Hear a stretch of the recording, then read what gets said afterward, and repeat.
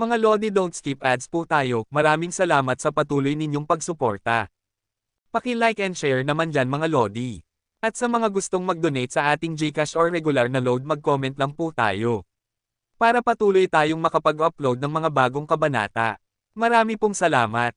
Kumusta mga Lodi, may bago tayong nobela, sana magustuhan nyo ang kwentong ito. Ito ay kwento ng isang kabataang lalaki na nagkaroon ng mahiwagang mga mata. Simulan natin ang kwento. Kabanata 1071 hanggang Kabanata 1080. Kabanata 1071. Sa oras na ito, nakita ko si Venerable Heaven na naglalakad sa kawalan kasama ang dalawang Venerable Zuan at Huang. Sa sandaling ito, dumating na ang oras para sa kalahating stick ng insenso, at ang mga makakatayo pa rin sa singsing ay natural na papasok sa susunod na antas. Nakarinig ng mga salitang ito, ang mga mukha ng mga alagad ng ilang pangunahing sekta ay nagpakita ng mga pagsabog ng kagalakan. Matapos maipasa ang unang pagsubok, hanggat patuloy nilang ipasa ang susunod na pagsubok, maaari silang makapasok sa Wushu trial at maghanap ng kanilang sariling mga pagkakataon. Bumalik din sa singsing sina Shaben at ang iba pa sa sandaling ito, nakatayo sa tabi ni Jidiwo at ang iba pa. Binabati kita sa pagpasa sa unang antas. Tumingin sa grupo ng mga batang mukha sa singsing, nakangiting sabi ni Venerable Tian, gayunpaman, ang pagpasa sa unang antas ay hindi nangangahulugang nagtagumpay ka na. Ang unang antas ay mas mahirap. Kung gusto mong makapasok sa martial market, kailangan mong ipasa ang antas na ito para maging karapat-dapat. Nasabi na marami sa mga kabataang nakikilahok sa arena ay may seryosong mga mata. Alam na nila ang mga patakaran ng pangalawang antas. Tanging ang mga nagtitiyaga sa ilalim ng kalooban ng isang kagalang-galang ang maituturing na nakapasa sa pangalawang antas. Ang antas na ito, bagaman hindi na kailangang makipaglaban ng husto, mas mahirap kaysa sa unang antas. Gaano kalakas ang pamimilit ng kalooban ng kanyang kamahalan?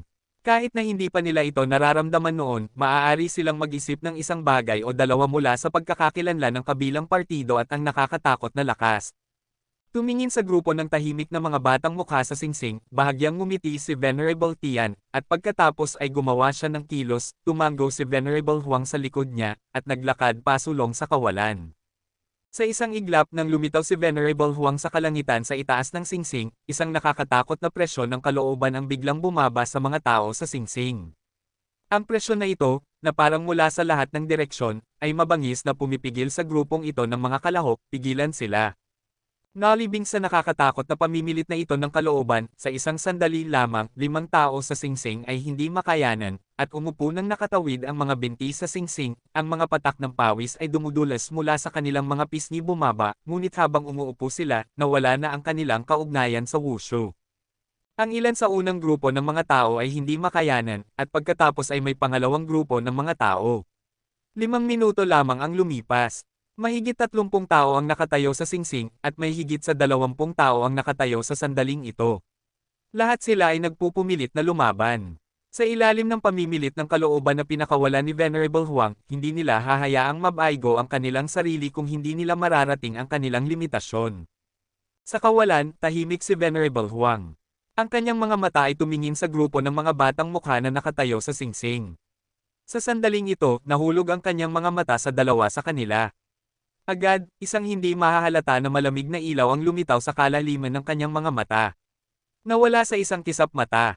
Bigla, sa sandaling ito, sa singsing, biglang naramdaman ni Shaben at Lin Chi na ang pamimilit ng kalooban na bumaba sa kanila ay naging mas nakakatakot at malakas, na nagiging pula ang kanilang mga mukha, ang uri ng kakilakilabot ang pamimilit ay tila dudurog sa kanilang laman at dugo, papatayin ang kanilang mga kaluluwa, at pipilitin silang dahan-dahang yumuko ang kanilang mga matangkad na katawan. Uungal. Naramdaman ng sitwasyong ito, isang dagindong ng pagkabigla ang lumabas mula sa bibig ni Shaben at Lin Chi ng sabay. Sila, na hindi kailanman sumuko, tiyak na hindi magpapasakop lamang tulad nito. Ang paparating na kakilakilabot ay pumipilit. Ano ang nangyayari? Ang mga kilay ni Yehan ay nag-condense. Sa lakas ni Shaben at Lin Chi, hindi masyadong mahirap na magtiis sa ilalim ng presyon ng kalooban ni Venerable Huang, ngunit ngayon, ang kanilang lakas ay mas mahina kaysa sa kanila. Karamihan sa mga tao ay makakapit, ngunit may mga palatandaan ng pagbagsak. Ang matandang iyon ay sadyang tina-target ang dalawa. Ang baliw ay pumikit ng kanyang mga mata at tumingin kay Venerable Huang sa itaas ng singsing, nakita rin ni Hua Qiushan, Master Wuho at ang iba pa ang bakas sa oras na ito, at ang kanilang mga ekspresyon ay walang kapantay. Nakarinig ng mga salitang ito, isang pagpatay ang kumislap sa mga mata ni Yehan. Ang grupong ito ng mga mataas na ranggo ng mga tao ay talagang naglaro ng mga trick sa mga patakaran at sadyang tinarget ang kanyang mga tao. Gayunpaman, habang ang puso ni Yehan ay nagyayelo, isa pang dagendong ang lumabas mula sa bibig ni Shaben at Lin Chi, ngunit, kasunod ng tunog, isang malakas na aura ay lumabas din sa sandaling ito. Kumalat ito mula sa kanila, at sa ilalim ng pagsupil ng pamimilit ng kalooban ni Venerable Huang, ang dalawa ay talagang sumire sa gitnang kaharian ng Great Governor sa puntong ito. Gayunpaman, habang ang puso ni Yehan ay nagyayelo, narinig niya ang isa pang mabangis na dagendong na umuungal mula sa bibig ni Shaben at Lin Chi sa singsing. Ang mga kalamnan sa buong kanilang mga katawan ay umbok ng mabangis. Sa sandaling ito, sila ay parang dalawang humanoid na halimaw, napakakatakot. Nakarinig nito, matamang tumitig si Yehan, at sa sandaling ito, naramdaman ng lahat ang isang malakas na aura na kumakalat mula kina Shaben at Lin Chi ng sabay. Sa ilalim ng pamimilit ng nakakatakot na kalooban ni Venerable Huang, parehong sumire sina Shaben at Lin Chi sa kritikal na sandaling ito at pumasok sa gitnang kaharian ng Great Governor. Pagbagsak, sa Kilian Mountains, ang mga tingin ay labis na nagulat. Ang pagsira sa harap ng labanan ay hindi isang bagay na magagawa ng mga ordinaryong tao. Ang ilang mga tao na may natitirang talento, kapag nahaharap sa pagsubok ng buhay at kamatayan, ang naghihintay sa kanila ay maaaring hindi ang katapusan ng kamatayan, ngunit ang katapusan ng kawalan ng pag-asa. Ang bawat buhay, nasira at pagkatapos ay itinatag. Ang swerte ay talagang maganda. Sana ang iyong swerte ay patuloy na maging ganito kabuti, malamig na umungol si Gulay, ang Panginoon ng Bejiman, na may walang malasakit na ekspresyon. Gamit ang paningin ng mga eksperto tulad nila, natural nilang alam kung ano ang lihim na ginagawa ni Venerable Huang kanina. Para sa kanila, mas malakas ang mga tao sa paligid ni Yehan, mas mapanganib ang kanilang hinaharap na sitwasyon. Mayroon talagang mga dalawang batang ito. Ngumisi ang baliw, at nakaramdam ng kaluwagan si Yehan. Ang kilos ni Venerable Huang ay talagang sumagot sa kanyang mga salita, ang pagnanakaw ng mga manok ay hindi isang pag-aaksayan ng pera, natatakot ako na kahit siya mismo ay hindi naisip na targetin si Siliben at Lin Chi, hayaan silang sumire. Sa sandaling ito, kahit na si Venerable Tian ay nagkaroon ng pahiwatig ng sorpresa sa kanyang mga mata. Natural niyang alam ang mga lihim na aksyon ni Venerable Huang, ngunit hindi niya ito pinigilan at hinayaan na umunlad ang sitwasyon, ngunit ang hindi niya inaasahan ay si Venerable Huang sa ilalim ng pamimilit ng kalooban, sina Shaben at Lin Chi ay hindi naalis, ngunit sumire sa harap ng labanan, at ang kanilang sariling lakas ay napabuti sa isang mas mataas na antas. Kagiliw-giliw, mahina nang ngumiti si Chanzen, ang mga aksyon ni Huang Zun ay maituturing na pagtulong sa dalawa. Tumingin kina Shaben at Lin Chi na sumire sa labanan, ang mukha ni Venerable Huang ay medyo pangit, na nagparamdam sa kanya na parang sinampal siya sa mukha. Ang dalawang kabataang nasa singsing ay nagbigay sa kanya ng pagbagsak, isang sampal sa mukha. Gayunpaman, sa ngayon, mapipigilan lamang ni Venerable Huang ang kanyang galit sa kanyang puso. Natuklasan na ang kanyang mga lihim na aksyon. Matapos gamitin ito sa unang pagkakataon, natural na imposible na magpatuloy sa paggamit nito sa pangalawang pagkakataon sa harap ng lahat. Maruming matandang tao. Sa singsing, sina Shaben at Lin Chi ay tumingin kay Venerable Huang ng mga madilim na mata. Halos matalo sila ng matandang ito kanina at nawala ang kwalifikasyon na makapasok sa martial market. Sa ilalim ng arena, tumingin si Yehan sa posisyon ng Venerable Sky. Hindi siya naniniwala na hindi napansin ng kabilang partido ang nangyari kanina, ngunit hindi siya pinigilan ng kabilang partido. Ang intensyon nito ay nagkakahalaga ng pagsisiyasat.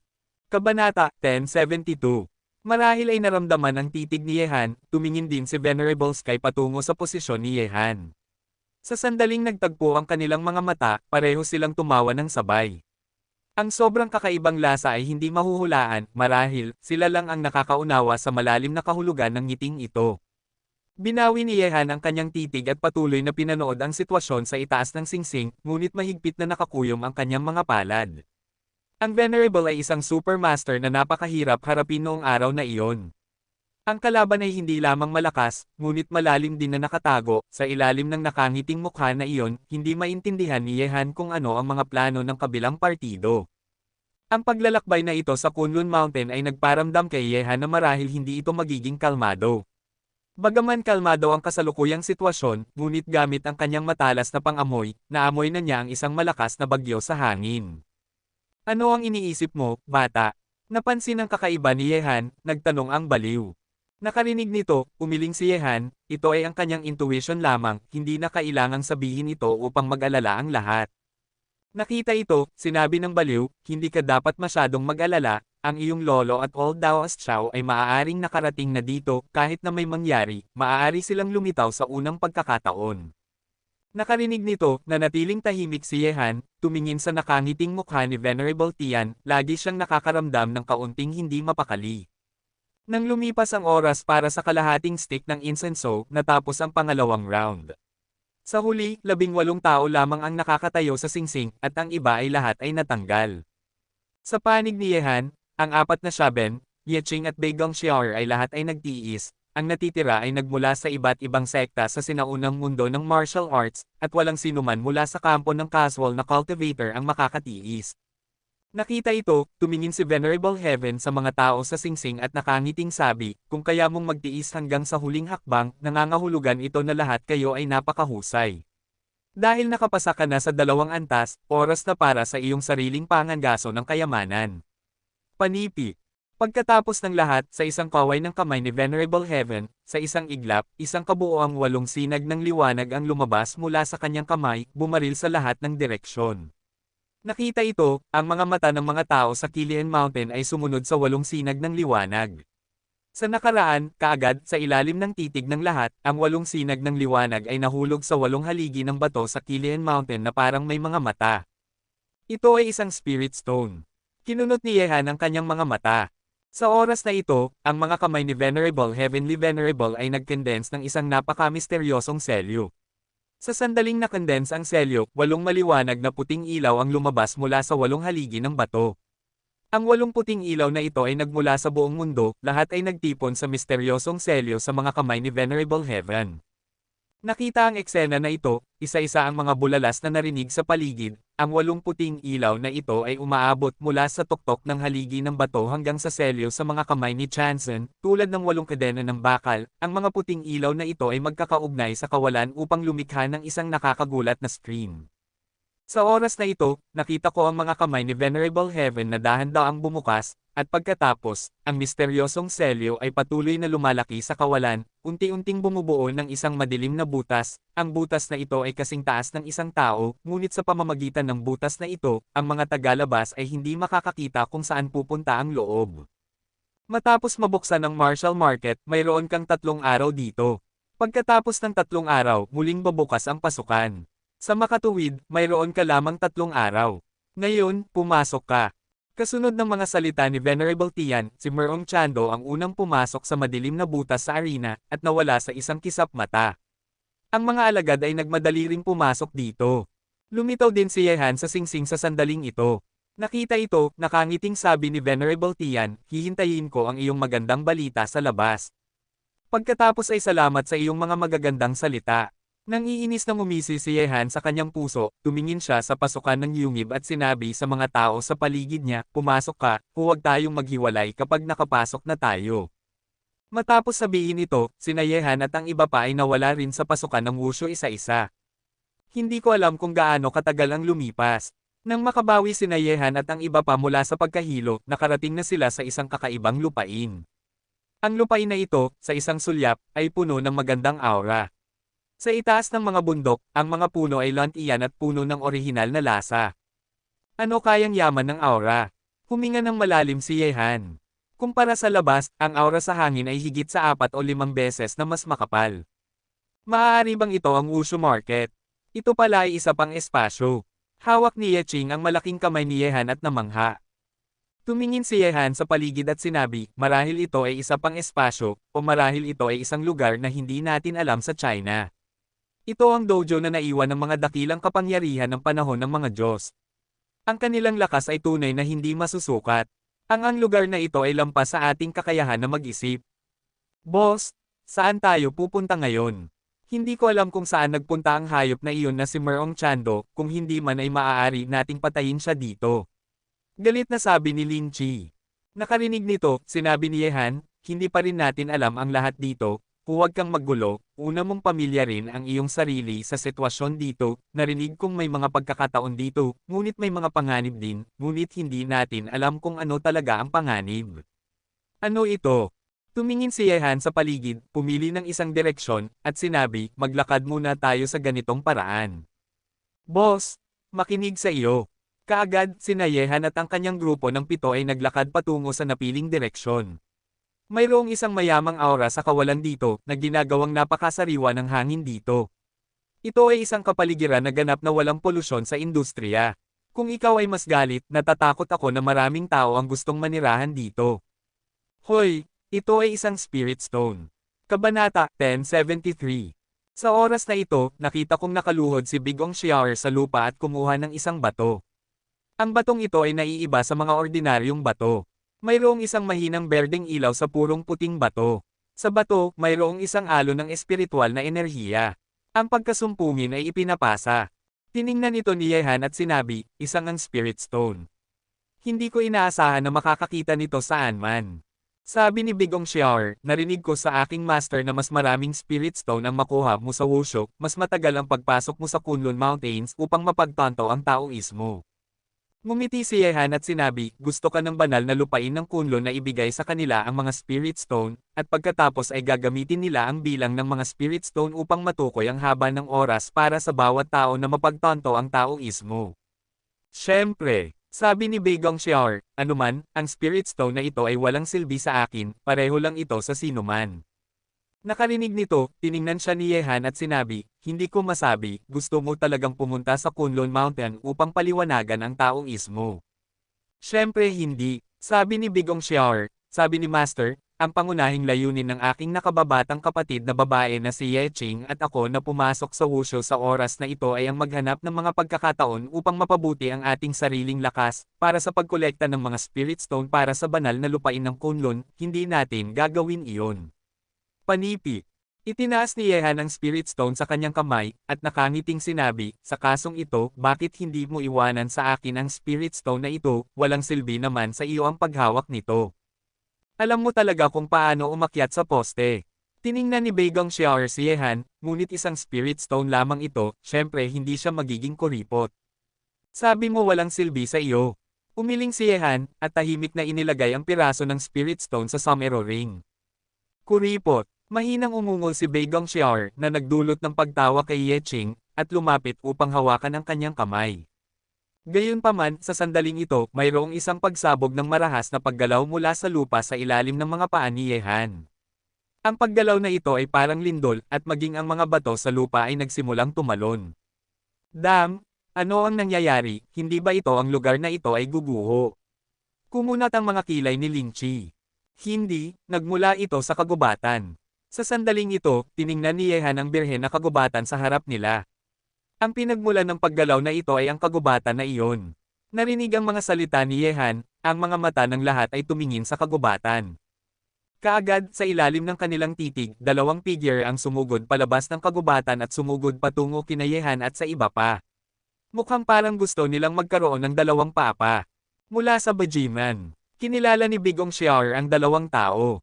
Hindi, tumakbo. Bigla, pagkatapos na tumakbo ang dalawang taong iyon palabas ng kagubatan, kasunod nila, isang malaking grupo ng mga ligaw na hayop ang sumugod palabas ng kagubatan.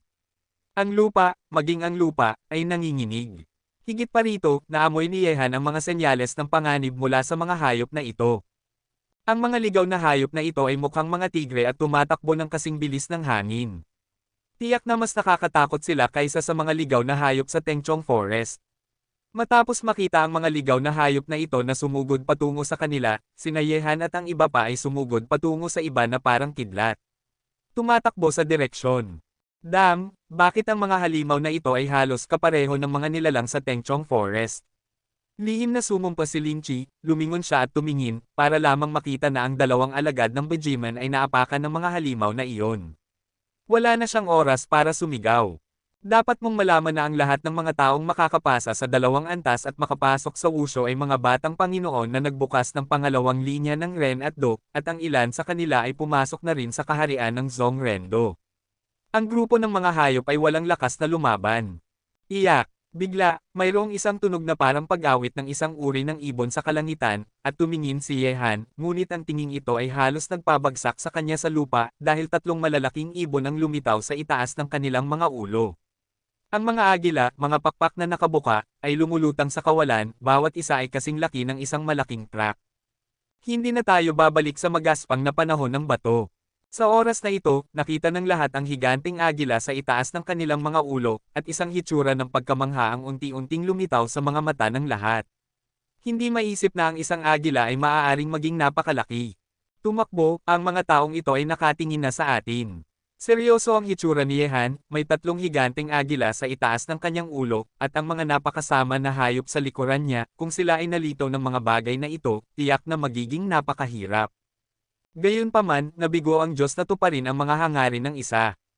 Sa sandaling ito, ang tatlong higanting agila sa itaas ni Yehan at ng iba pa ay sabay-sabay na sumigaw, at pagkatapos ay sumugod pababa, dala ang isang napakamarahas na bagyo gamit ang kanilang mga pakpak na pumipitik, na nagwawalis sa lupa, na nagpapamalas kina Yehan at sa iba pa na may isang kakila-kilabot na bagay sa unahan.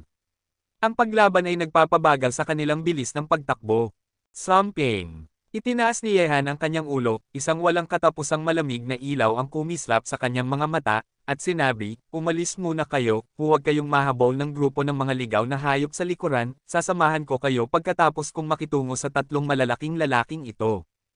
Kabanata 1074. Matapos sabihin ito, lumipad sa ere ang figure ni Yehan, at ang Longquan sword ay lumitaw sa kanyang kamay ng kasing bilis ng kidlat, at sa isang paggalaw ng kanyang palad, isang malakas na enerhiya ng espada ay agad na humiwa sa kawalan. Sa lupa, sina Shaben at Lin Chi ay nahulog sa likuran upang pigilan ang malaking bilang ng mga hayop na mahabol sila. Sina Ji Diwo at Ji Pot Ian ay naglilinis ng daan sa unahan, habang sina Ye Ching at Bei Gong Xiaor ay medyo mahina. Pinoprotektahan ng lahat sa gitna. Swish! Sa kawalan, ang espada ni Yehan ay humiwa, at ang nakakatakot na enerhiya ng espada ay pinunit ang kawalan. Gayunpaman, sa sorpresa ni Yehan, ang higanting agila na sinalakay niya ay umiwas sa isang nakakagulat na bilis. Ang tatlong higanting agila ay nakakalat sa paligid niya, at isang alon ng mabangis na aura ang pinakawalan mula sa kanila. Pagkatapos lumabas, ang mga walang puso at malamig na mata ay tumitig kay Yehan, na para bang itinuturing nila si Yehan bilang kanilang pagkain at gusto siyang gupitin-gupitan. Ang tatlong taong ito ay may sariling katalinuhan, hindi ordinaryong mga hayop. Mayabang na tumayo si Yehan sa kawalan, kalmadong tinitingnan ang tatlong higanting agila na nakapalibot sa kanya. Iba sila sa mga ordinaryong hayop, mayroon na silang sariling espiritual na katalinuhan. Bagaman ang espiritual na katalinuhan ay maaaring hindi mataas, ito ay kahanga-hanga na. Nakakaramdam ako ng pagkamangha. Ano ang mga species na ito? Swish! Bigla, habang ang mga pag-iisip na ito ay sumisikat sa isipan ni Yehan, isang higanting agila sa paligid niya ay sumugod patungo sa kanyang posisyon. Ang napakalaking katawan nito ay parang isang madilim na ulap na tinatakpan ng araw, at ang matatalas nitong kuko ay parang makapal na mga guya. Ang isang biglaang pag-atake ay naglalaman ng nakakatakot na kapangyarihan ng pag-atake. Mga hayop, kahit na binuksan mo ang iyong katalinuhan, hindi mo pa rin kayang makipagkompetensya sa mga tao. Humango si Yehanhan, at ang nakakatakot na enerhiya ng espada sa Longquan sword ay pinakawalan. Kumislap ang katawan ni Yehan, at madali niyang naiwasan ang pag-atake ng matatalas na kuko ng higanting agila, at lumitaw sa mga pakpak nito. Ang chi ay umindayog pababa, at ang nakakatakot na liwanag ng espada ay pinutol ang napakalaking pakpak ng higanting agila na parang pagputol ng gulay. Iyak! Ang isang pakpak ay pinutol ng espada ni Yehan, at isang masakit na sigaw ang narinig mula sa bibig ng higanting agila, at ang napakalaking katawan na iyon ay bumagsak patungo sa lupa na parang isang malaking bato. Nakita ito, ang dalawang higanting agila na umiikot sa kawalan sa paligid ni Yehan ay sabay na sumigaw, at mabangis na sumugod patungo kay Yehan, sinusubukang gupitin-gupitin ang taong ito na pumatay sa kanilang uri. Hayaan kitang matikman ang pagiging inihaw. Walang pakialam ang ekspresyon ni Yehan, at sa isang iglap, ang nakakatakot na banal na apoy ng Suzaku ay kumalat sa buong kawalan, kay Yehan bilang sentro, ang nakakatakot na apoy ay kumalat, at ang dalawang higanting agila na mabangis na sumugod patungo kay Yehan ay sinunog hanggang sa mamatay ng wala man lang oras na makatakas, Abu. Matapos patayin ang tatlong higanting agila, lumingon si Yehan. Sa sandaling ito, ang grupo ng mga hayop na mabangis na humahabol sa kanila kanina ay nawala na sa wala, at sina Yeching at ang iba pa ay nawala na rin, pataas. Nakita ito, naglakad si Yehan laban sa hangin, at direktang hinabol ang direksyon kung saan nawala sina Yeching at ang iba pa. Nakatingin mula sa kalangitan, may mga yapot pa rin ng mga hayop na iyon sa lupa. Sinundan ni Yehan ang mga yapot na ito, at pagkaraan ay nasa labas na ito ng isang kagubatan. Sa pasukan ng kagubatan, isang malaking lugar ng mga bakas ng pagyurak ay lumitaw, at ang lugar kung saan dumaan ang grupo ng mga ligaw na hayop ay isang gulo. Tumayo si Yehan sa pasukan ng kagubatan, bahagyang kumunat ang noo, nakita na niya ito kanina, ang kagubatan na ito ay napakalaki, kung sina Yeching at ang iba pa ay pumasok dito, mahirap talaga silang hanapin sa loob ng ilang sandali. Ngunit kahit na mahirap hanapin, kailangan ni Yehan na kumilos. Sina Ben, Linchi, Jidiwo, at Jipot iyan ay malalakas, kaya hindi nag-alala si Yehan para sa kanila, ngunit sina Yeching at Beigong Xiaoer ang dalawa sa kanila ay nasa mapanganib na wusyo na ito, kung makatagpo sila ng anumang panganib, maaaring nakamamatay ito sa kanila. Sa makatuwid, kailangan munang hanapin ni Yehan ang dalawa, at pagkatapos ay hanapin sina Ben at ang apat sa kanila.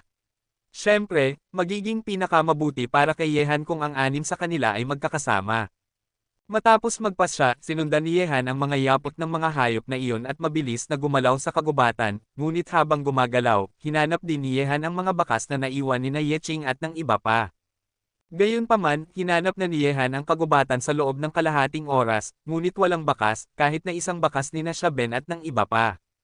Ang paghabol ng mga ligaw na hayop na ito, kahit na sina Yeching at ang iba pa ay nag-iiwan ng mga bakas, imposible para sa kanila na maghanap ng anumang bakas. Ang mga naapakan ng mga ligaw na hayop ay hindi mahahanap. Hinimas ni Yehan ang kanyang noo. Ang sitwasyong ito ay nangyari kaagad pagpasok niya sa Marshall Market. Talagang sakit ng ulo ito. Sa ngayon, wala nang magagawa si Yehan kundi ang magpatuloy sa paghahanap kina Yeching at ng iba pa. Sa kanyang puso, si Yehan ang pag-aalaga sa kanilang kaligtasan ay mas mahalaga kaysa sa anumang bagay. Sa oras na ito, habang nakakunot ang noo ni Yehan, mayroong isang mabilis na tunog ng pagsira sa hangin mula sa likuran niya. Nakarinig nito, lumingon si Yehan at tumingin, isang itim na anino ay mabilis na dumudulas patungo sa kanyang posisyon. Nang makalapit ang itim na anino, isang ngisi ang lumitaw sa mukha ni Yehan, ang daan ng kaaway ay makitid, si Merong Chando na kilala ko talaga siya dito. Yehan? Ikaw pala. Sa sandaling ito, napansin din ni Merong Chando si Yehan. Matapos siyang tumigil, kumunat ang noo niya at hindi mapigil ang umatras ng ilang hakbang. Ang dahilan kung bakit siya napunta rito ay naaakit lamang sa mga bakas na naiwan sa daan. Gusto niyang pumunta rito para alamin, ngunit hindi inaasahan, nakasalubong niya si Yehan dito. Kabanata 1075. Hindi ako iyon. Ngumiti si Yehan, at isang malamig na pagpatay ay dahan-dahang pinakawalan mula sa kanya. Dahil nakilala niya si Merong Chando dito, tiyak na hindi niya hahayaang mabuhay pa siya. Ang salot na ito dapat alisin sa lalong madaling panahon. Naramdaman ang pagpatay na pinakawalan ni Yehan, isang hitsura ng takot ang kumislap sa mga mata ni Merong Chando, at ang kanyang katawan ay dahan-dahang umatras. Alam niya na hindi na siya kalaban ni Yehan. Kapag nakipaglaban siya kay Yehan, hindi na siya mananalo, pag-asa. Ngunit nang handa ng patayin ni Yehan si Merong Chando, isa pang tao ang dumating mula sa direksyon na pinanggalingan ni Merong Chando, at higit pa sa isang tao. Naramdaman ito, tumingin si Yehan sa likuran ni Merong Chando, at ang mga taong dumating ay talagang mga alagad ng Five Sacred Sword Sect, kasama na si Jian Chongqio na natalo ni Yehan. Gayunpaman, sa sandaling naliligaw si Yehan, biglang sumugod si Merong Tian sa ibang direksyon sa kagubatan. Nahaharap kay Yehan, hindi niya na kayang labanan siya ngayon, kaya maaari lamang niyang gawin ang pinakamagandang paraan. Upang maghayganti kay Yehan, ngunit ang kinakailangan ay iligtas muna ang kanyang sariling buhay. Nakita na tumakas si Merong Chando, kumunat ang noo ni Yehan, ngunit hindi niya piniling habulin si Merong Chando. Ang pinakamahalagang bagay ngayon ay ang hanapin sina Yeching at ang iba pa. Kuya, ano iyon na napakakatakot, ang lakas ng pagkasira nito ay napakalakas. Hindi ko alam, ngunit may panganib sa wushu, hindi tayo dapat maging pabaya. Maraming tao ang iniwan ng kanilang buhay dito. Gayunpaman, pagkatapos sabihin ito, nakita ni Jian Chongqio siyang nakatayo sa harap niya na may hawak na espada si Yehan. Nakita ito, nanginginig ang ekspresyon ni Jian Chongqio, at hindi na siya naglakas loob na humakbang pa. Kahit na tumakas si Merong Tian, hindi siya hinabol ni Yehan. Kumpara sa pagpatay kay Merong Chando at paghahanap kina Ye Ching at sa iba pa, mas binigyang pansin ni Yehan ang huli. Kung gusto niyang patayin si Merong Chando, magkakaroon pa rin siya ng pagkakataon sa martial market na ito. Sa oras na ito, ang mga mata ni Yehan ay napunta kay Jian Chongqio na pumunta rito. Sa tabi ni Jian Chongqio ay isang alagad ng Five Sacred Sword Sect. Matapos silang makapasok sa Wushu Market, sila ay napakaswerte.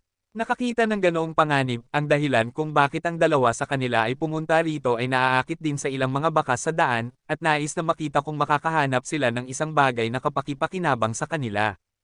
Gayunpaman, nang tiningnan si Yehan na nakatayo sa harap niya na may hawak na espada, nanginginig ang puso ni Jian Chongqio, at hindi na siya naglakas loob na humakbang pa, at pareho nilang tiningnan si Yehan ng mga ekspresyong puno ng takot. Damn it, bakit ko siya nakilala dito? Isang hitsura ng takot ang kumislap sa mga mata ni Jian Chongqio, tinitigan niya si Yehan, at sinabi, Yehan, ano ang gusto mong gawin? Nakarinig nito, tumawa si Yehan, at sinabi, paano ka naglakas loob na pumasok sa wushu gamit ang iyong lakas ng loob?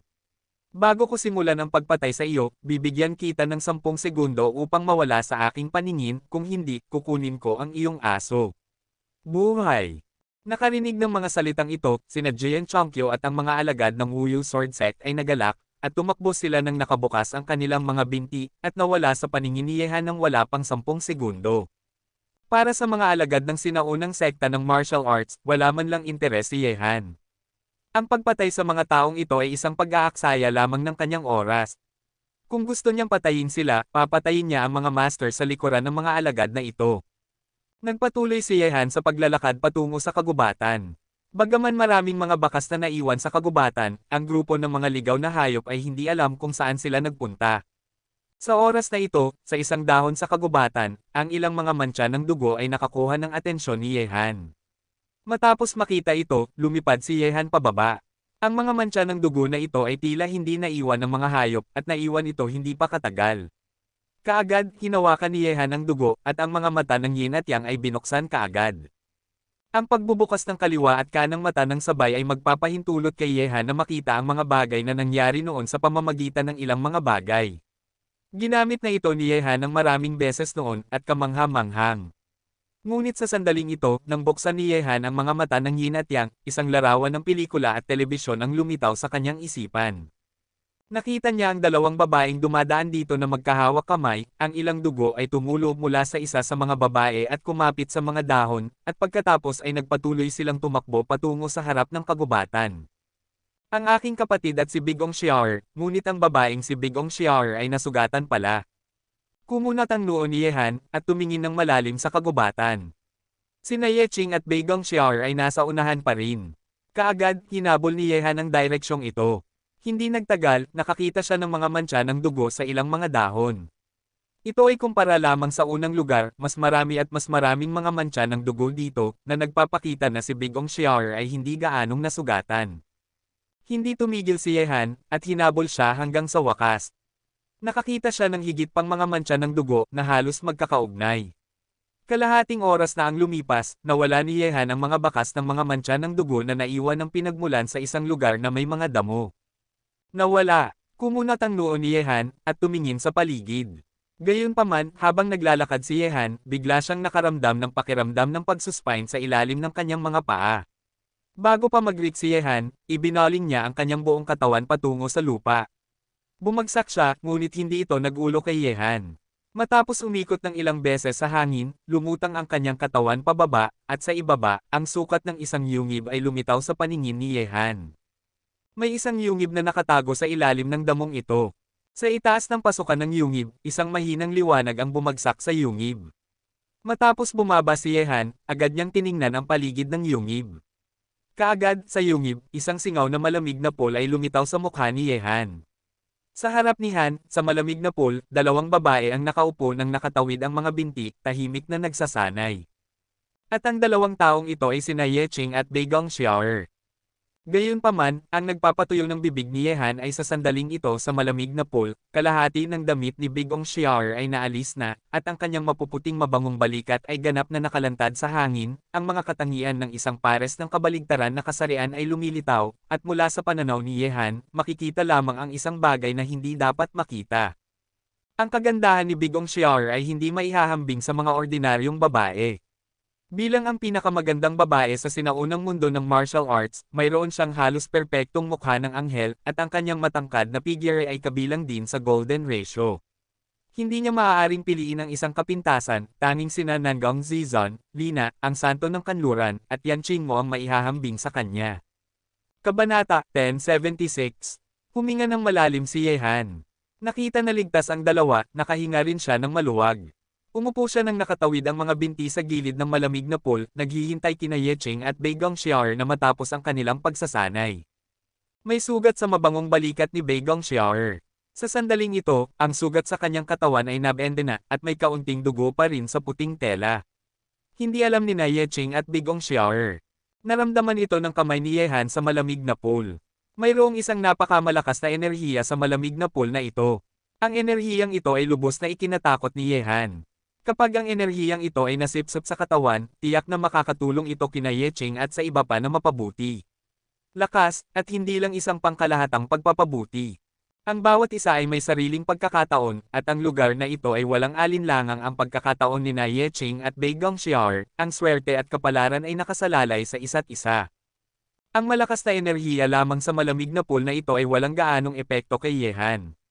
Sa kanyang kasalukuyang estado, ang focus ay nasa pag-unawa, sa halip na bulag na pagsipsip ng kapangyarihan ng labas ng mundo. Hanggat napagtanto niya ito, ang kaharian ni Yehan ay natural na mapapabuti, umakyat. Ang yungib na ito ay medyo lihim, at nang dumating sila rito nang hindi sinasadya, ang dalawang babae ay halatang hindi nag-ingat. Gayunpaman, kung ibang tao ang dumating dito sa sandaling ito, sina Yeqing at Beigong Xiaoer ay maaaring nasa panganib. Hindi ko alam kung gaano katagal naghintay si Yehan. Walang araw o gabi sa martial ruins, kaya ang liwanag na pumapasok mula sa pasukan ng yungib ay hindi nagbago. Ipinikit lang ni Yehan ang kanyang mga mata at tahimik na naghintay. Sa oras na ito, isang alon ng kapangyarihan ang kumalat mula sa malamig na pool, na nagdulot kay Yehan na biglang imulat ang kanyang mga mata. Pagbagsak, Zhong Rendo. Nagliwanag ang mga mata ni Yehan. Ang bisa ng malamig na pondong ito ay talagang maihahambing sa isang gamot na pampalakas, na nagdulot kay Yeqing na sumaire sa kaharian ng gitnang antas na gobernador. Gayunpaman, pagkatapos masira ni Yeqing, ang katawan ni Beigong Xiaoer ay naglabas din ng isang maringal na alon ng kapangyarihan. Ang kanyang pagpapabuti ay mas malaki kaysa kay Yeqing, at direktang umabot sa yugto ng gitnang antas na gobernador. Gayunpaman, ang kaharian ni Beigong Xiaoer ay orihinal na mas mataas kaysa kay Yeqing, at makatwiran lamang na ang kanyang promosyon ay mas malaki kaysa kay Yeqing. Sa tulong ng malamig na pool na ito, sina Yeqing at Beigong Xiaoer ay sunod-sunod na sumaira, at ang kanilang lakas ay lubos na napabuti, na nagpapasaya rin kay Yehan para sa kanila. Magagawa nila ang gayong pag-unlad na wushu na hindi nila ginagawa. Walang kabuluhan. Matapos masira, sa loob ng malamig na pool, parehong iminulat ni Yeqing at Beigong Xiaoer ang kanilang mga mata, naramdaman ang pagbabago sa kanilang sariling lakas, ang kanilang mga mukha ay mayroon ding mga ekspresyong puno ng kagalakan, kung magsasanay sila ng sunod-sunod sa sekta, hindi nila alam kung gaano katagal bago maabot ang hakbang na ito. Tinitingnan ng mga ekspresyong puno ng sorpresa sa mga mukha ng dalawang babae sa malamig na pool, medyo walang salita si Yehan. Hindi ba nila napagtanto na mayroong isang taong nabubuhay na tulad niya rito? Paano, ano ang pakiramdam? Sa oras na ito, nang parehong nalubog sina Yeqing at Beigong Xiaoer sa sorpresa ng pagbagsak, ang pagtawa ni Yehan ay narinig mula sa gilid ng malamig na pool. Narinig ang mga salitang ito, ang boses ni Yehan ang lubos na pamilyar na si Yeqing ay agad na tumingin sa posisyon ni Yehan, at pagkatapos ay masayang sinabi, "Xiaohan, paano mo nahanap ang lugar na ito? Paano makatakas si Monkey Sun mula sa Wazi Mountain ni Tategato Buddha?" Ngumiti si Yehan at itinaas ang kanyang kamay. Gayunpaman, habang natapos na magsalita si Yehan, biglang sumigaw si Beigong Xiaoer, at agad siyang nagtago sa likuran ni Yeqing, galit na tinitigan si Yehan, "Gaano katagal ka narito, hayop ka?" Sa oras na ito, naalala rin ni Ye Ching na ang damit ni Big Ong Xiaoer ay hindi pa nasusuot, at nagmadaling lumingon upang tulungan siyang isuot ang damit. Umiling si Yehan at nakangiting sinabi, hindi ko alam kung gaano katagal na ako rito, ngunit medyo matagal na. Sinabi ko kay Fairy Big Ong, parang ipinangako ka na sa akin ng iyong master, kaya ano ang punto? Panipi. Nakarinig ng mga salitang ito, tinitigan ni Big Ong Xiaoer si Yehan at sinabi, kailangan kong sumang-ayon doon. Okay, wala akong sinabi, hihintayin kita sa labas, magmadali ka. Pagkatapos sabihin iyon, lumabas si Yehan sa yungin, at pagkaraan ng ilang sandali, sina Ye Ching at Big Ong Xiaoer ay lumabas din. Tinanong ni Han, ate, bakit hindi ka kasama ni na Ben at ng iba pa, nagkahiwalay ba kayo?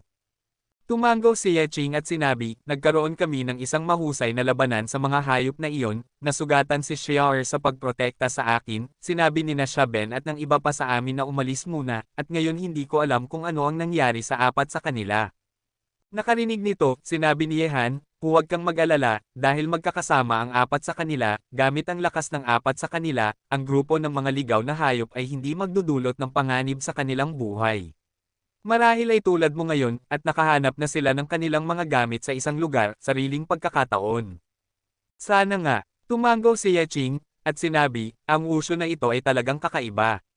Ang mga nilalang na naninirahan dito ay mas malakas kaysa sa atin ng mga cultivator. Talagang hindi maisip. Sa katunayan, naisip na rin ni Yehan ang problemang ito. Ang lugar sa Tengchong ay mayroon ding sapat na kapangyarihan upang manganak sa mga nakakatakot na nilalang na iyon, at ang sitwasyon dito ay katulad ng nasa Tengchong Forest, ngunit hindi pa rin maintindihan ni Yehan kung bakit mayroong ganitong pagbabago, alam. Matapos pag-usapan ito ng tatlo, nagpasya si Yehan na dumaan sa kagubatan na ito upang tingnan. Ang apat sa kanila ay magkakasama, ngunit hindi siya nag-alala. Hindi alam ni Yehan kung gaano katagal na ang lumipas, at 3 tao lamang ang nasa kagubatan. Sa loob ng ilang araw, kinakailangan para sa kanya na maranasan ang kalaliman ng martial market. Ang kagubatan na ito ay napakalaki, dinala ni Yehan sina Ye Ching at Big Ong Xiaoer sa kagubatan sa loob ng 3 o 4 na oras bago lumabas, nakatingin sa unahan, ang mga bundok at ilog ay matatiyog, sa dulo ng paningin ni Yehan, ito ay isang malawak na puti, kung saan tila nasa dulo ng langit. Tingnan mo, ano iyon? Sa sandaling ito, ang mga mata ni Big Ong Xiaoer ay nahulog sa isang matayog na bangin sa harap ng kanilang paningin. Ang bangin na ito ay napakakaiba, ang hugis nito ay parang isang espada, na nagbibigay sa mga tao ng isang pakiramdam ng walang kapantay na talas. Ito ay parang isang matalim na espada na nakaturo sa langit, na parang gusto nitong tusukin ang langit. Bilang isang cultivator ng espada, naramdaman ni Yehan ang isang natatanging aura ng paggamit ng espada mula sa bangin na ito. Ito ay matalim, malupit at walang kapantay, mapagmataas sa mundo, tulad ng isang hari sa espada, hindi matatalo. Sige, tingnan natin. Matapos makita ito, hindi mapigilan ni Yehan ang pagiging mausisa, at dinala sina Ye Ching at Big Ong Xiaoer sa lugar ng bangin.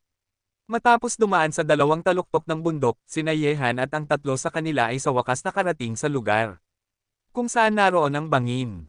Sa harap nila, ang bangin ay tumataas ng patag, 100 metro ang taas, nakaturo sa langit, matayog sa ibabaw ng lupa. Ang hugis nito ay kapareho ng isang espada. Nang makarating siya rito, naramdaman ni Yehan na ang aura ng paggamit ng espada ay naging mas malakas. Ang isang walang kapantay na matalim na aura ay pinakawalan mula sa bangin, at ang mga pagbabago-bago ng espiritual na enerhiya sa hangin ay naging mas matindi. Sword Cliff. Tumingin si Yehan sa tuktok ng bangin. Sa patag na ibabaw, mayroong 2 malakas at makapangyarihang karakter na nakaukit. Ang bangin na ito ay tinatawag na Janya, isang napakakakaibang pangalan. Ang mga ukit ng 2 karakter na ito ay makapangyarihan, tulad ng bakal na pininturahan ng mga pilak na kawit, pinagsama sila sa isang katawan, at ganap na natural, na nagbibigay sa mga tao ng isang napakamalakas na visual impact. Xiaohan, may linya ng maliliit na karakter dito. Turo ni Ye Ching sa Sword Cliff at sinabi kay Yehan. Nakarinig nito, matamang tumitig si Yehan, ngunit may isang linya ng maliliit na salita sa ilalim ng salitang, Janya, paliwanagan ang Janya, masira ang buhay at kamatayan, patunayan ang daan, at makamit ang mahabang buhay. Tahimik na binasa ni Yehan ang linyang iyon ng maliliit na salita, ang kanyang mga mata ay kumunot, kung ang taong nag-iwan ng linyang ito ng mga salita ay walang tunay na mahusay na kakayahan, o nagsalita lamang tungkol dito, anong uri ng daan ang magagawa ng isang simpleng bangin? Makita ang buhay at kamatayan. Upang mabuhay magpakailanman. Ano kayang kapalaluan ng tono, hindi ko alam kung sino ang may-ari ng Swordcliff na ito. Sabi ni Baigong Xiaoer. Nakarinig nito, sinabi ni Yehan, sinasabing ang Wushu ay ang dojo na naiwan ng isang tiyak na dakilang kapangyarihan sa panahon ng mga Diyos, at ito lamang. Ang Swordcliff na ito ay dapat na naiwan ng dakilang kapangyarihan na iyon sa panahon ng mga Diyos. Makakakita ka ba ng anumang bagay sa Swordcliff? Umiling sina Ye Qing at Baigong Xiaoer. Bukod sa pamimilit ng espada, ang Swordcliff na ito ay mukhang mas kahanga-hanga mula sa labas.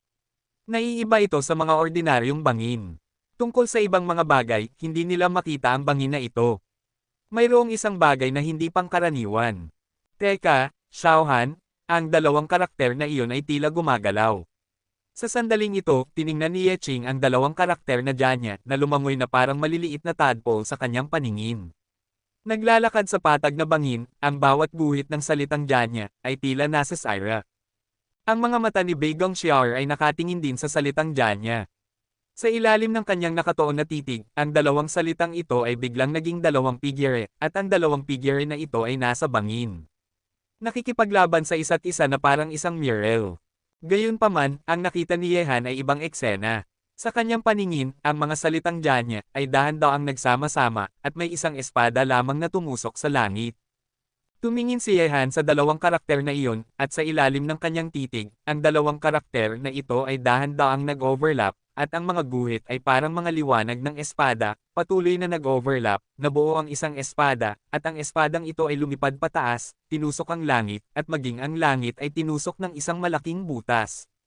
Sa paglitaw ng mga malalaking butas, maging ang langit ay gumuho, ang mga bundok at ilog ay gumuho, ang mga ilog ay umaagos pabalik, ang langit at ang lupa ay magkakaugnay, at ang lahat ay bumalik sa kaguluhan. Puff! Sa oras na ito, isang bibig ng dugo ang lumabas mula sa bibig ni Yehan, at ang kanyang mukha ay puno ng isang hitsura ng malalim na pagkabigla. Ang kakilakilabot ng espadang iyon ay halos hindi mailarawan sa mga salita. Bagaman ito ay isang aura lamang, ngunit ang tunay ang pakiramdam ng imahinasyon ay nakaapekto kay Yehan, isang lalaking may matatag na isipan. Ang pagpunta upang obserbahan ang espadang ito, si Yehan ay bahagyang nasugatan. Kung haharapin niya ang espadang ito ng totohanan, alam ni Yehan na tiyak na malulunok siya sa kawalan, hindi makakapanlaban. Ano kayang lakas ng espada, unawain ang Janya, hindi ito upang talagang maunawaan ang bangin, ngunit upang maunawaan ang salitang Janya na naglalaman ng isang walang kapantay na teknik ng espada. Si Yehan ay natatakot pa rin, ang kanyang mga mata ay tumingin muli sa dalawang salitang Janya, ngunit sa sandaling ito, ang dalawang salita ay bumalik sa katahimikan, walang anumang mga alon. Ang eksena ng espada kanina ay nawala ng walang bakas, na parang hindi pa ito lumitaw noon, ngunit ang eksena kanina ay hindi nawala sa isipan ni Yehan, nakita niya ito at inukit ito sa kanyang isipan. Sa isang pag-iisip sa kanyang isipan, ang eksena ng pagsira sa langit at lupa kanina ay lumitaw muli sa isipan ni Yehan. Ito ay ang dalawang salitang, Janya, na magkakapatong, na bumubuo ng isang espada, sinira ang langit gamit ang isang espada, at ang lahat ay bumalik sa kaguluhan. Ang teknik ng espadang ito ay tumutukoy sa kapalaran ng lahat, ang sansinukob, ang paggalaw ng buhay at kamatayan ng yin at yang at ang limang elemento ay nasa ilalim ng kontrol ng espadang ito. Wasakin ang buhay at kamatayan, patunayan ang daan. Naisip ni Yehan ang anim na salitang ito sa kanyang isipan, ang espadang ito ay kumokontrol sa kapalaran ng lahat, ang kapalaran ay ang buhay at kamatayan, at ang espadang ito. Maaari bang kailangan mong talikuran ang buhay at kamatayan upang maunawaan ang espadang ito? Puno ng pagdududa ang isipan ni Yehan. Bagaman naunawaan niya ang kahulugan ng tatlong salitang paliwanagan ang Swordcliff, ang anim na salita ng pagsira sa buhay at kamatayan at pagpapatunay ng daan ngunit nag-ulos siya, kung talagang kailangang makita ang buhay at kamatayan, paano maituturing na nakikita ang buhay at kamatayan ng isang taong nabubuhay, walang mga pagnanasa o pagnanasa? Bukod dito, ano ang ibig sabihin ng huling tatlong salita, makamit ang mahabang buhay? Ang mga ulap ng ambon ay nag-aalala sa isipan ni Yehan. Ang paggalaw ng espadang iyon ay talagang nakaapekto sa kanyang puso. Kung kaya niyang maunawaan ang tagumpay, tiyak na magiging isang mapanirang ultimate move ito para sa kanya. Gayunpaman, ang paggalaw ng espadang ito ay malawak at malalim, hindi nabanggitin kung paano hindi pa naisip ni Yehan kung paano linangin ang espadang iyon, kahit na ang 12 karakter, hindi pa lubos na naunawaan ni Yehan, gusto niyang gawing isang espada ang espadang ito. Gamitin mo ito sa iyong sarili, gawing sariling paggamit ng espada, maliban kung may pagkakataon kang mapagtanto ito, kung hindi man, mahirap maunawaan ang kakanyahan sa maikling panahon. Binuksan ni Yehan ang kanyang mga mata, at tumingin kina Yeching at Bigong Xiaoer. Napagtanto rin ng dalawa ang isang bagay. Ipinikit ang kanilang mga mata, hindi sila inistorbo ni Yehan, at patuloy na tumingin sa Sword Cliff. Sa pag-iisip tungkol dito, ang Sword Cliff na ito ay talagang kakaiba. Ang simpleng dalawang salita ay talagang nagtatago ng isang walang kapantay na teknik ng espada. Kabanata 1078. Ang ganoong paraan na parang Diyos ay sapat na upang ipakita kung gaano kalakas ang master ng wushu noon. Hindi mababasa, walang sino man ang makakagawa nito sa panahong ito.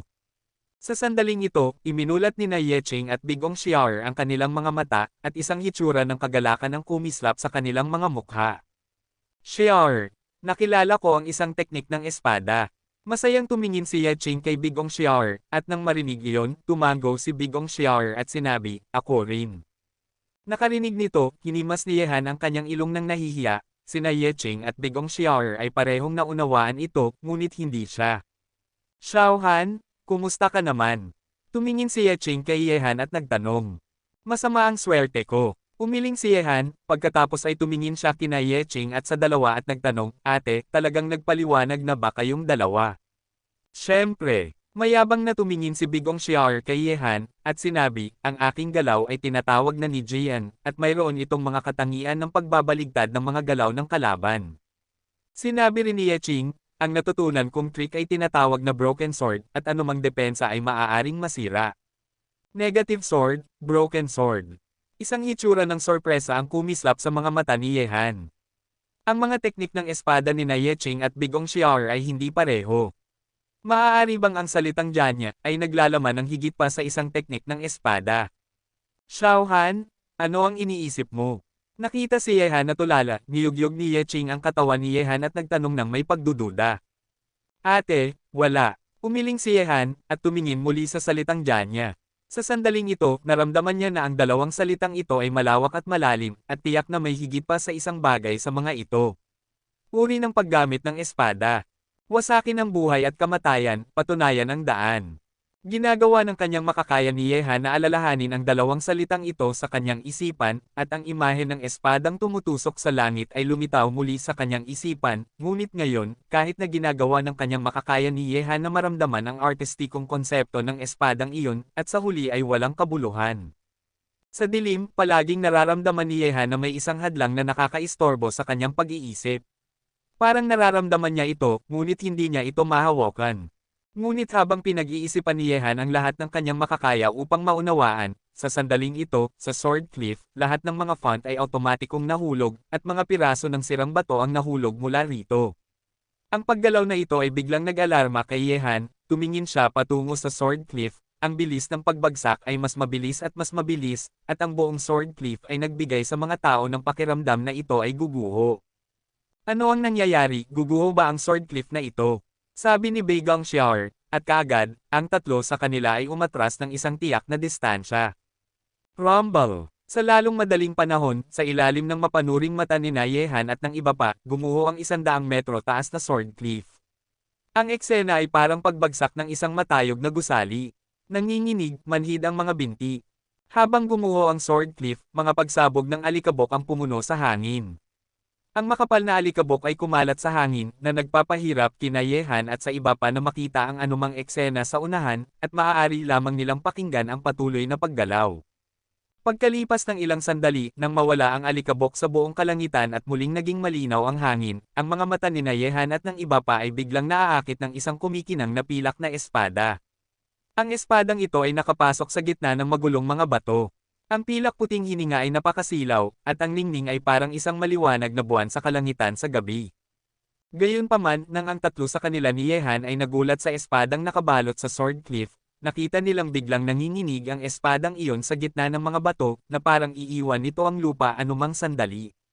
Sa gitna ng magulong mga bato, ang espada ay patuloy na nanginginig na parang iiwan nito ang lupa anumang sandali. Ngunit sa oras na ito, habang nanginginig ang mahalagang espada, ang mga espada na hawak ni Na Yecheng at Bei Gongxiao ay nanginginig din, na naglalabas ng mga ingay na parang pagklang na parang sila ay tinawag na habarin ang kanilang mga sarili. Ano ang nangyayari? Ang sitwasyong ito ay nagdulot ng pagkagulat kina Yecheng at Bei Gongxiao, at maging si Yehan ay labis na nagulat.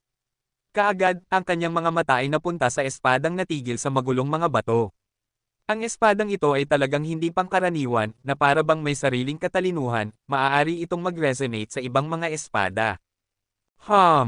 Bigla, ang espada ay lumabas sa magulong mga bato, nakalutang sa hangin, at ang mga espada sa mga kamay ni Na Yecheng at Bei Gongxiao ay automatikong na-unsheath sa oras na ito, at bumaril sa nakalutang sa hangin.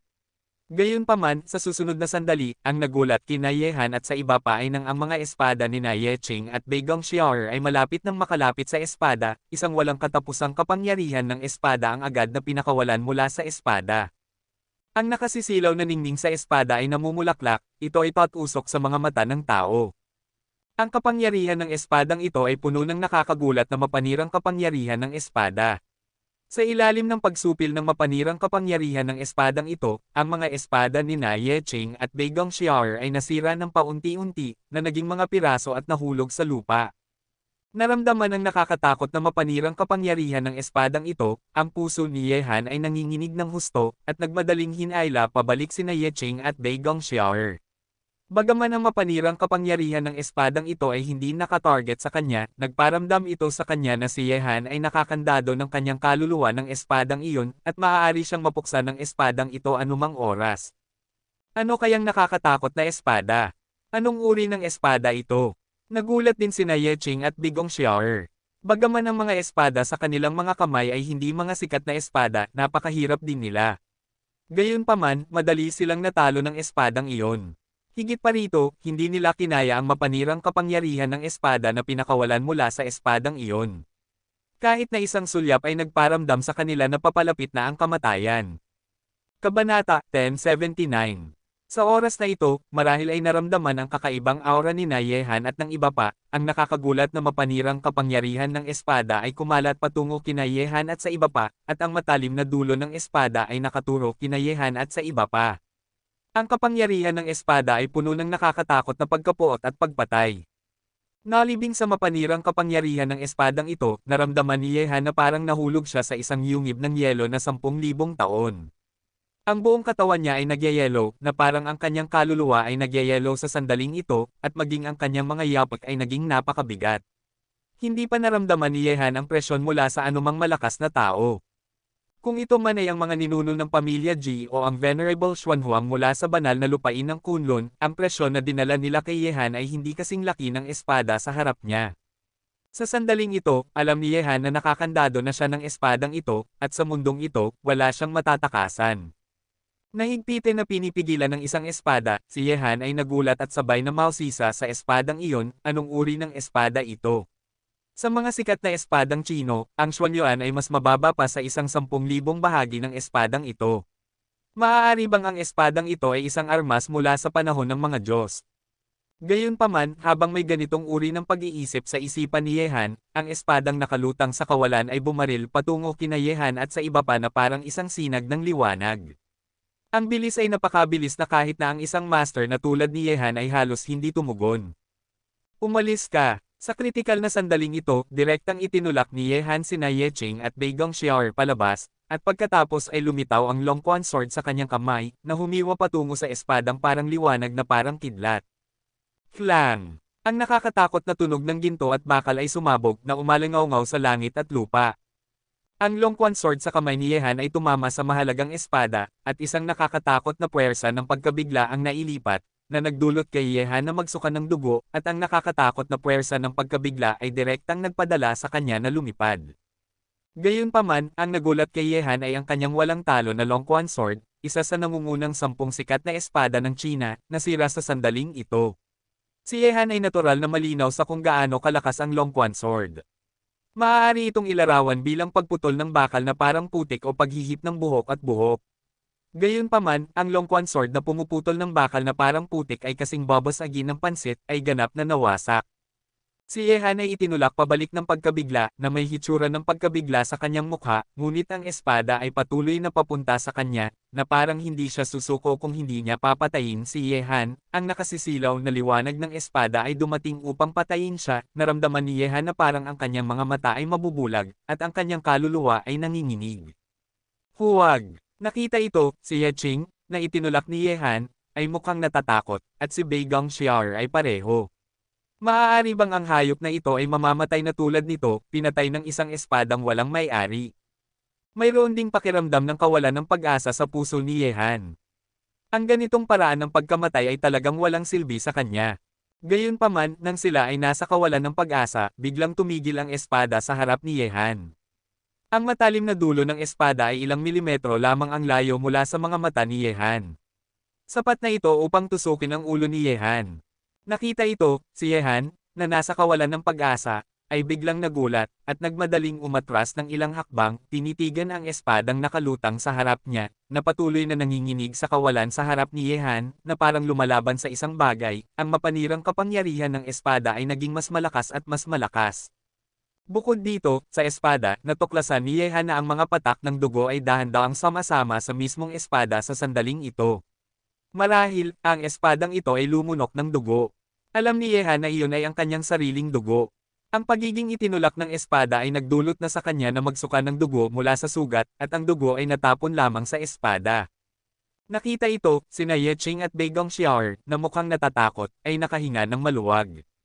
Ang espadang walang may-ari na ito ay halos nagdulot sa kanila na mawala ng isang mahalagang tao, ngunit ang kakilakilabot ng espadang ito, ginagawa pa rin silang nakakaramdam ng takot. Isang master na kasing lakas ni Yehan ay walang lakas na lumaban sa harap nito. Unti-unti, sa ilalim ng titig ni Yehan, ang dugo sa katawan ng espada ay nasisipsip ng paunti-unti, at ang nanginginig na lakas ay naging mas malakas, na parang lumalaban ang espada sa dugo na pumapasok sa kanyang katawan, at tila, ito ay marangal at hindi nagnanais na lunukan ang mga mantsa ng dugo na ito. Gayunpaman, sa kasalukuyang sitwasyon, hindi ito makakalaban. Ang paglaban nito ay wala man lang magagawa, at maaari lamang itong tiisin ng pasibo. Ang titig ni Yehan ay nakatuon sa espada. Sa malapitan na pagmamasid dito, nakaramdam siya ng kapangyarihan ng buhay at kamatayan mula sa espada. Ang pagsasama-sama ng mga puwersang ito ay gumawa ng espadang ito na walang kapantay. Bigla, ang titig ni Yehan ay nakatuon sa talam ng mahalagang espada. Dalawang karakter ang nakaukit sa buntot ng talam. Mahabang buhay. Ang espadang ito ay tinatawag na longevity. Sa buntot ng talam ng espada sa harap ni Yehan, mayroong dalawang karakter na nakaukit. Longevity, ang espadang ito ay tinatawag na longevity. Nakita ito, isang kislap ng liwanag ang biglang kumislap sa isipan ni Yehan, upang mapagtanto ang Sword Cliff, upang masira ang buhay at kamatayan, upang patunayan ang Dao, at upang mabuhay magpakailanman. Ang huling pangungusap na, pagkuha ng mahabang buhay, ay hindi nangangahulugan na ang mga tao ay maaaring mabuhay magpakailanman, ngunit maaari nilang makuha ang espadang ito ng mahabang buhay. Sa isang sandali, nakaramdam si Yehan ng kaliwanagan. Upang mapagtanto ang Janya, ang tatlong salitang ito ay upang maunawaan ng mga tao ang salitang Janya, at ang pagkamit ng mahabang buhay ay nangangahulugang pagkuha ng espadang ito ng mahabang buhay. Ang salitang mahabang buhay, hayaan si Yehan na makapasok sa isang dead end. Kabanata 1080. Ang hindi lang maintindihan ni Yehan ay ang ibig sabihin ng anim na salita sa pamamagitan ng pagsira sa buhay at kamatayan at pagpapatunay ng daan. Ayon sa pagkakasunod-sunod ng 12 karakter na ito, siya lamang ang makakakuha ng espadang ito ng mahabang buhay kung nakikita niya ang buhay at kamatayan at pinatutunayan ang daan. Gayunpaman, malinaw na hindi pa ito lubos na naisa sa katuparan ni Yehan, kaya hindi niya makontrol ang longevity sword, kaya halos mapatay siya ng espadang ito. Gayunpaman, ang longevity sword ay sumuko sa isang kritikal na sandali. Maaari bang dahil sa aking dugo? Tinitingnan ng espadang patuloy na lumalaban at nanginginig, ang pag-iisip na ito ay kumislap sa puso ni Yehan. Sa sandaling ito, bigla niyang naramdaman na habang ang kanyang dugo ay nilulunok ng espada ng mahabang buhay, mayroong isang uri ng mahiwagang koneksyon sa pagitan nila at ng huli. Ang koneksyon na ito ay parang koneksyon sa dugo. Gayunpaman, sa sandaling ito, mga pagsabog ng marahas na paggalaw ang biglang nagmula sa likuran ni Yehan at ng iba pa. Matapos marinig ang paggalaw na ito, sina Yehan at ang iba pa ay tumingin sa likuran. Sa kanilang linya ng paningin, isang grupo ng mga mabangis na hayop ang dumating na umuungal, at mayroong lahat ng uri ng mga hayop sa mga grupong ito. May mga tigre, lobo, makamandag na ahas, at ilang mga hayop na hindi matukoy ni Yehan at ng iba pa. Ang mga hayop na ito ay mabangis na tumakbo, at ang momentum ay parang 10,000 kabayo na tumatakbo. Hindi, ang mga hayop na ito ulit, mas marami sila. Sina Yeching at Bigong Xiaoer ay nagulat ng sabay. Mukhang ang paggalaw ng pagbagsak ng Sword Cliff ay nakakuha sa kanila rito. Umalis na tayo. Malalim na nakakunot ang noo ni Yehan. Hindi siya natatakot sa mga mabangis na hayop na ito, ngunit kung kailangan niyang alagaan sina Yeching at Bigong Xiaoer, ang mga aksidente ay tiyak na mangyayari. Gayunpaman, pagkatapos mahulog ang mga salita ni Yehan, ang longevity sword ay bumaril na parang isang sinag ng liwanag, na direktang sumugod sa grupo ng mga hayop. Ang bilis nito ay walang kapantay na mabilis. Nakakagulat na mabilis na pag-shuttle. Sa susunod na sandali, sa paningin ni Yehan at ng iba pa, habang ang longevity sword ay dumadaan dito, ang mga ligaw na hayop na ito ay nahulog sa lupa at namatay ng grupo. Ang parehong marahas na hininga, walang katapusang pagpatay. Nakita ang eksena na ito, sina Yehan at ang iba pa ay hindi maihahambing na nagulat. Muli silang ginulat ng longevity sword. Hindi ito mukhang isang espada, ngunit isang walang kapantay na makapangyarihang tao na may pambihirang lakas. Ang aura ng pagpatay ng espadang ito ay napakalakas. Naisip ni Yehan sa loob. Ang longevity sword ay maaaring nagtatag ng ilang koneksyon dito dahil sa kanyang sariling dugo, ngunit ngayon, alam ni Yehan na hindi niya makontrol ang nakakatakot na espadang ito. Marahil ay magagamit niya ang espadang ito pagkatapos niya itong lubos na maunawaan. Gamit ang pagpatay ng longevity sword, ang mga ligaw na hayop na mabangis na tumatakbo ay hindi makalapit kina Yehan at sa iba pa sa loob ng 50 metro sa harap nila. Maaari lamang nilang pasibong tiisin ang pagpatay ng longevity sword. Kahit si Yehan ay hindi mapipigilan ang sitwasyong ito. Sa wala pang 5 minuto, daan-daang ligaw na hayop ang lahat ay napatay. Ang mga bangkay ay nasa lahat ng dako, at ang malakas na amoy ng dugo ay umalingaw-ngaw sa hangin, na nagpapahirap kina Yehan at sa iba pa. Gayunpaman, matapos patayin ng mga hayop na ito, nakita kong ang longevity sword ay lumulutang sa kalangitan, lumilipad ng walang tigil, at ang nakakatakot na kapangyarihan ng mapanirang espada ay pinakawalan mula sa kanyang katawan, na tinatakpan ang mundo. Sa sandaling ito, matapos lumutang ang longevity sword sa kawalan ng ilang beses, bigla itong naging isang agos ng liwanag at bumaril patungo sa mas malalim na bahagi ng Sword Cliff, at nawala ng walang bakas mula sa paningin ni Yehan sa isang kisap mata. Ito ay isang espadang pumatay, maaari rin itong tawaging isang mahiwagang espada. Tinitingnan ng direksyon kung saan nawala ang longevity sword, sabi ni Bigong Xiaoer. Kaya ano ang tungkol sa mahiwagang espada, magpapasya ako dito.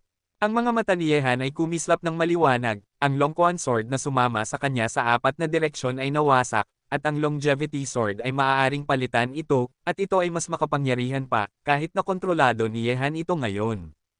Kung wala ang longevity sword, mahigpit niyang hahawakan ito sa kanyang sariling mga kamay.